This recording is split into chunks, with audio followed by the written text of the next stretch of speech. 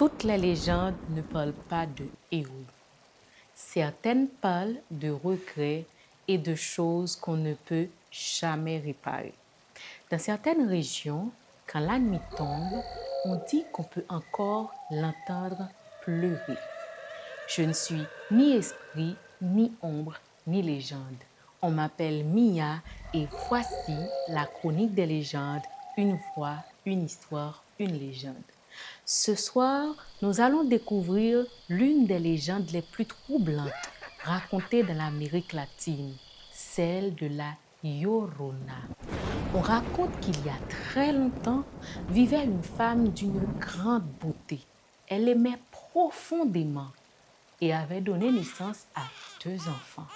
Mais un jour, l'homme qu'elle aimait disparut. Et avec lui, tout ce qui la maintenait en équilibre. La douleur devint colère, la colère devint folie, et une nuit, près d'une rivière, elle prit ses enfants et les emmena dans l'eau. Et dans un moment qu'elle ne pourra jamais effacer, elle les laissa disparaître. Mais dès que le silence revint, la réalité la frappa. Ce qu'elle avait fait ne pouvait être annulé.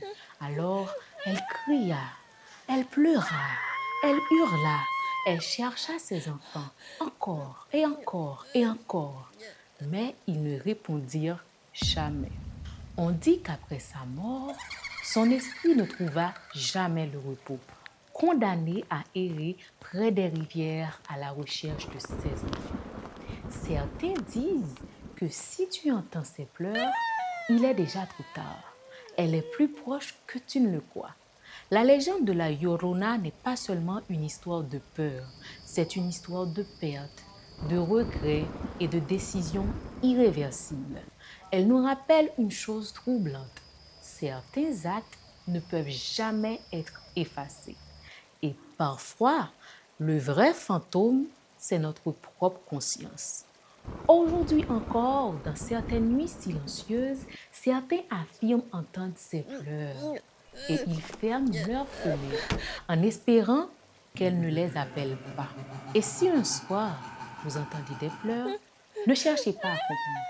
Éloignez-vous tout de suite. Ceci était une page de la chronique des légendes.